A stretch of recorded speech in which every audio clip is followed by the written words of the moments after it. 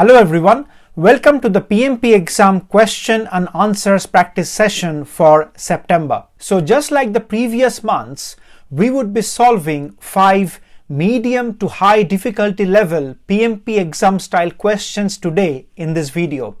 And for each of the 5 questions, we would be doing a detailed explanation on the correct and the incorrect answer choices.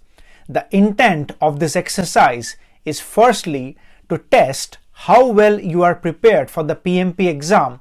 So for example, you can use this scorecard that you see on screen to test your performance across the 5 questions. And secondly, the goal of this exercise is to develop your understanding on the correct process and strategy for solving PMP exam questions efficiently. Please give this video a like and let's get started with question number 1. Right, so the first question, guys, please read the question and try to answer it before we move forward. You can pause the video here if you wish to. Okay, right, so let's start solving the question together.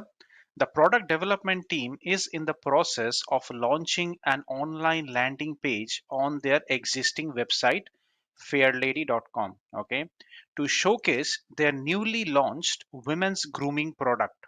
The team reviewed some user testing data on the current website, okay, which is the existing website of this one 𝗓𝗑𝒄𝒊𝒕𝒉𝒹𝒂𝒚, and it has received a mixed feedback and inputs on the performance and user experience of 𝗓𝗓𝒑𝒉𝒹𝒂𝒚. Which tool or technique should the product development team use in this scenario to identify the needs of the target audience? Okay, so basically this new landing page which is coming up, the team of 𝗓𝗓𝒑𝒉𝒹𝒂𝒚 need to ensure that it captures all the gaps and the improvement opportunities from the existing website. Okay, so brainstorming, benchmarking, focus group discussions, and market surveys. Okay, now to answer this question, guys, we'll follow the same principle that we have talked in this video. Okay, so we'll be cognizant about the positive bias principle and will not reject any option without solid reasoning. Okay, so let's start evaluating the options one by one. Brainstorming. Okay, now right, you can brainstorm within yourself, and generally brainstorming is done within a team, okay, or within a project team. But in the end, you need to understand that you need to collect some information from the users of the website. Okay, so that way brainstorming might not be a good approach to collect that information, because brainstorming will primarily be done in a group which forms of the members of the core project team. Okay, but in this scenario, you need to understand that the product development team needs to collect the information from some external entity who are the end users, right? So brainstorming is definitely incorrect. Benchmarking is also an incorrect option, guys, because generally you do benchmarking when you are benchmarking against a competition or a peer, right? So there is nothing of that sort which has been discussed in this scenario.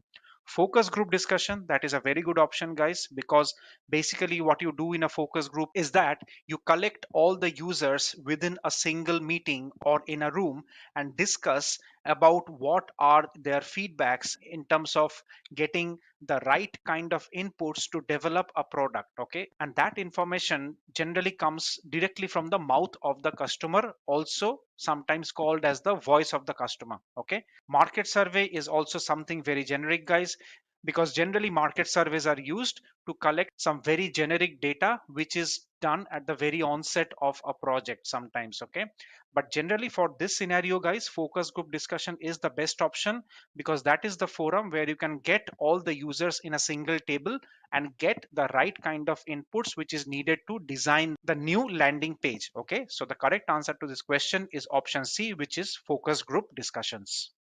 Now, if you are preparing for the PMP exam, I would suggest that you check out my PMP exam preparation courses on Udemy. All the courses are very highly rated amongst the students, and many PMP exam aspirants have passed their PMP exams with the help of these courses. You can check the reviews on Udemy, and all the relevant links will be provided in the description section of this video. And now, let's move on to question number 2. Right, so let's move on to question number 2. Pause the video here, read the question properly, and try to answer it before moving forward. Right, so let's start solving this question together. As part of an overarching program, a healthcare infrastructure project is planning to deliver a mobile surgery theater solution.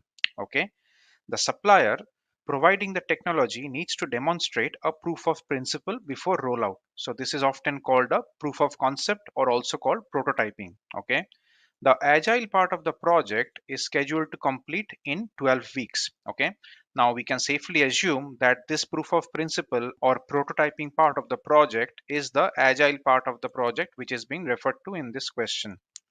Now, however, there has been a long feedback list of improvement ideas suggested by the control user group on the prototype model.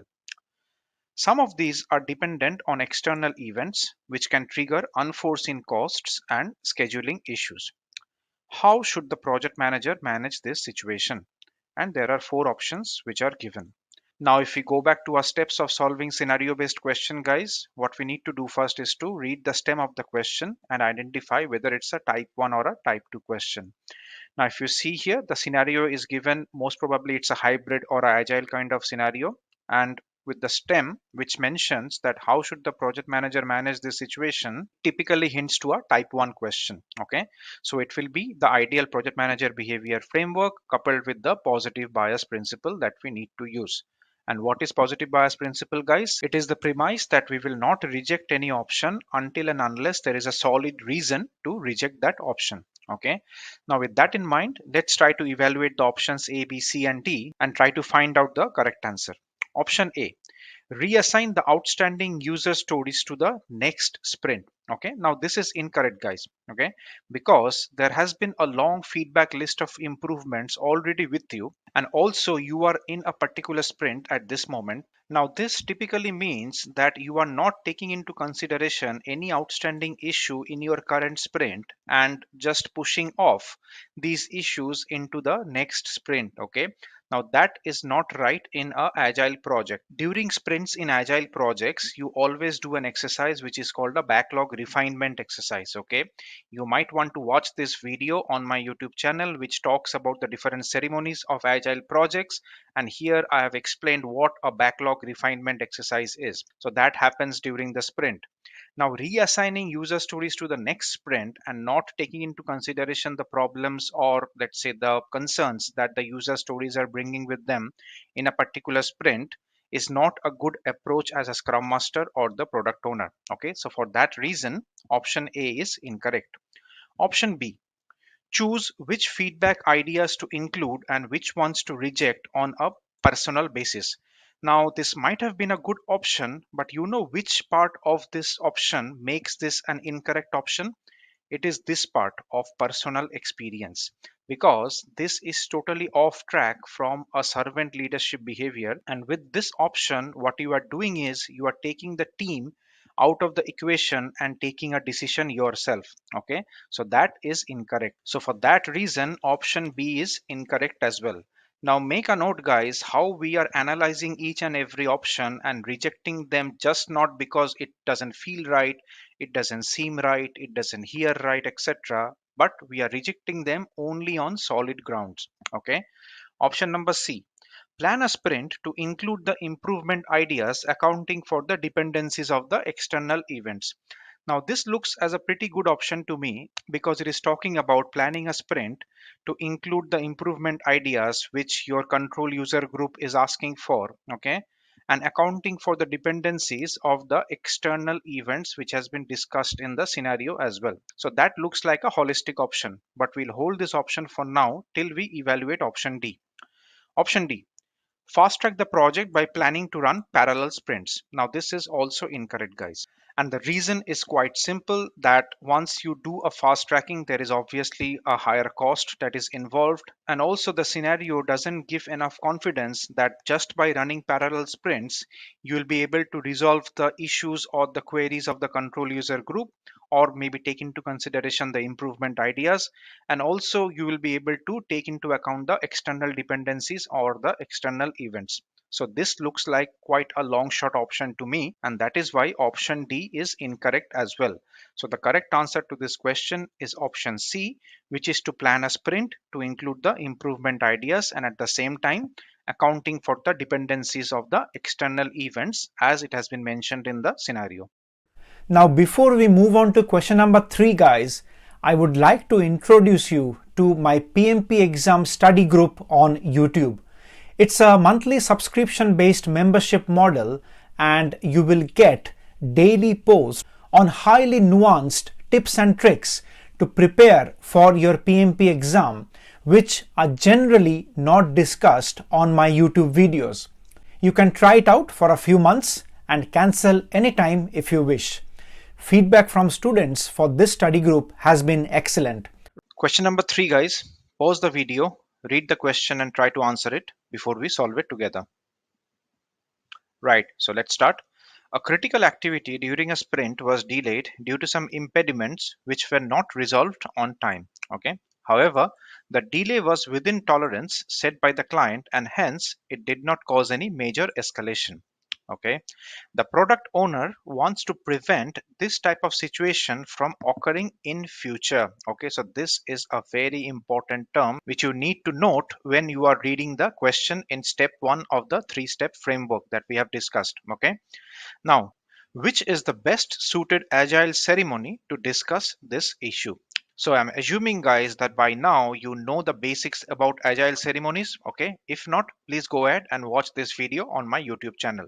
So the options are backlog refinement, retrospective, daily stand-up, and product demo. Okay, now let's talk about backlog refinement. So backlog refinement during a sprint happens to prioritize user stories which are more important or more relevant to an iteration or to a product feature, and thus committing your time and resources to work on those items first before you pick up other stories or other features. Okay, so that way this doesn't fit the bill when you are discussing about let's say learn from experience, which is the scenario you're talking about, right? So that way backlog refinement is a incorrect option here. Retrospective, this is a really good option because in retrospective what you do that it's typically learn from experience event where after a sprint or after an iteration you sit in a room with your team and discuss about what went well, what did we do right or what went wrong, and what did we do incorrectly so that we can correct ourselves in the next sprint. Okay, so that way retrospective is a pretty strong choice here, but I'll hold this option for now because I have not yet evaluated option C and option D. Okay, next is daily stand-ups. Now daily stand-up is a ceremony that happens every day in a agile project where you assemble in a huddle room and discuss about the plan of the last 24 hours, see what went well, what went wrong, and discuss about the plan for the next 24 hours. So if you see, the planning horizon of a daily stand-up is 24 hours ahead of time or maximum, let's say 48 hours ahead of time. Okay, so you do not do a learn from experience in a daily stand-up which is of the previous sprint or the previous iteration. Okay, so that is a very crucial point of difference between a retrospective and a daily stand-up. Okay, and precisely for that reason option C is incorrect here, because in essence the scenario is asking that what should the product owner do to prevent these kind of situations occurring in future. Okay, so it is talking about a systemic fix which is generally achieved during a retrospective. Okay, now let's look at option D, product demo. Now this can be straight away eliminated, guys, because product demo is not a agile ceremony. Okay, so here is a classical example that how your subject matter knowledge can help you eliminate options straight from the table if it doesn't fit the requirements. Okay, so D is out because product demo is not a agile ceremony. So we are left with option B, which is the correct answer to this question, which is retrospective. And now let's move on to question number 4. Question number 4, guys. Okay, please note that this is a multi-select question. Okay, so try to answer it before we solve it together. Right, so let's start solving the question. A management consulting organization is transitioning from a predictive way of working to an agile way of working. Okay, however, the Scrum Master is observing constant misses in deadlines for planned story points. Okay, also the team behavior has been very passive during the transition process. The Scrum Master is concerned and wants to improve the morale and the ongoing productivity for the team.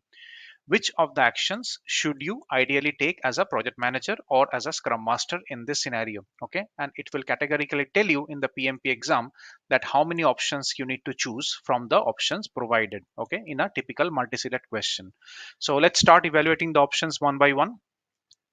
Provide a training session on estimation techniques to enable the team do a better job while estimating the story points. Okay, now that seems a reasonable option to me, because if you see that the organization is transitioning from a predictive side to a agile side, okay, so there is definitely a bit of a learning curve with the team members, where they used to do an estimation using predictive method and now they have to use agile way of working to do those same estimates using story points. Okay, so that might need training, that might need a bit of hand holding from the project manager or the scrum master. Okay, so option A seems like a reasonable option to me, so let's hold it for now. Option B, use visual representation tools such as burn up and burn down charts to show story points completion. Okay, so that also looks like a reasonable option to me, that when you use visual representation like burn up charts or burn down charts in Agile, it gives you a very direct way of communicating whether you are on track or whether you are off track in terms of a schedule which is specific to a sprint or a iteration. Okay, so that way option B also seems like a reasonable option to me. Let's look at option C. Accelerate the schedule by reducing the project backlog via a backlog refinement exercise. Okay, now can you tell me guys that what is the problem with option C? The problem with option C lies in the word of reducing. Now, if you know that what a backlog refinement exercise is in Agile, we all know that a backlog refinement exercise is done to prioritize story points across different iterations. Backlog refinement is not reducing the story points or not eliminating items from the project backlog. Okay, so that is why option C is incorrect, because using a backlog refinement exercise, you prioritize story points. Okay, you do not reduce them. So that is why option C is incorrect. Option D, add more iterations to the project to break down the story points further. Again, that's a definitely incorrect option guys, because already the team is struggling to complete the story points and to meet the deadlines, right? So it is not a very prudent approach to break the story points again into smaller iterations without addressing the root cause of the delay with your team, right? So that is why option D is also an incorrect option. Option E, plan a training on team motivation to understand their career aspirations. Now, this is a very fleeting option, guys.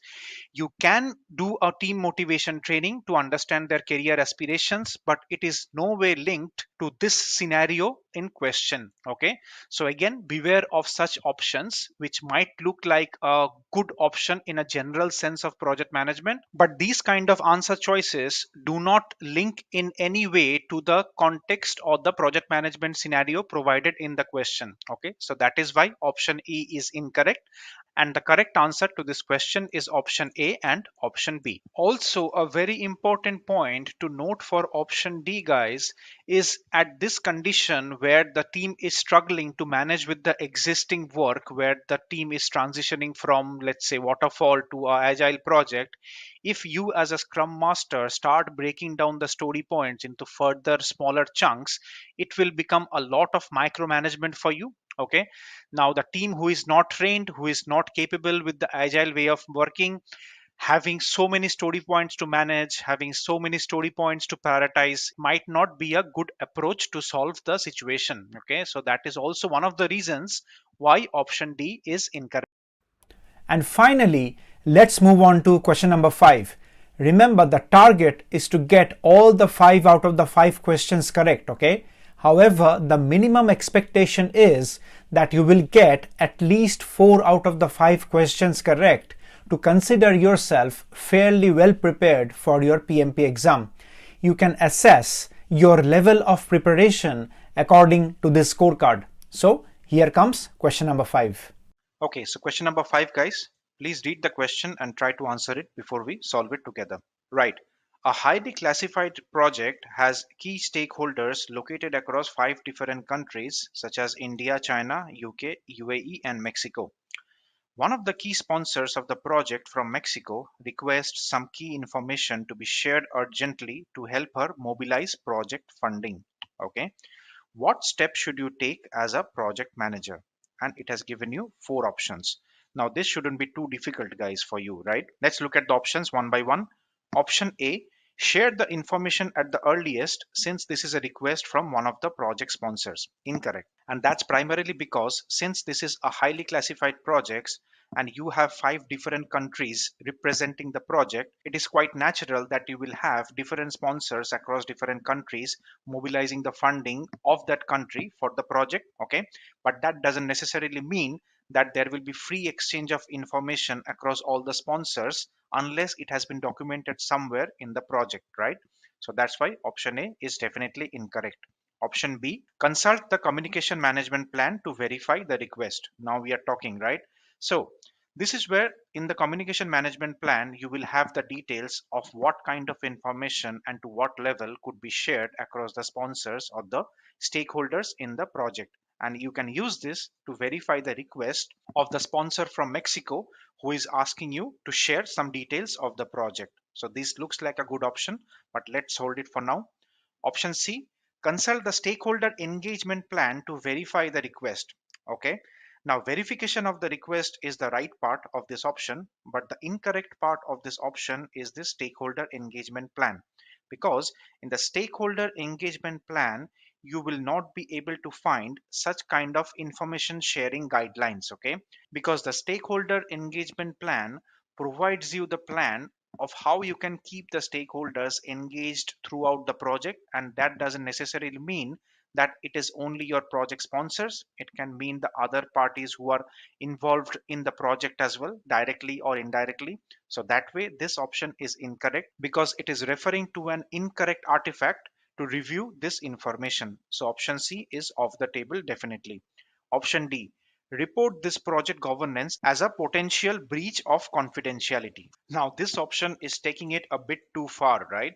As a project sponsor from Mexico, the person definitely has the right to ask some information from you as a project manager, okay?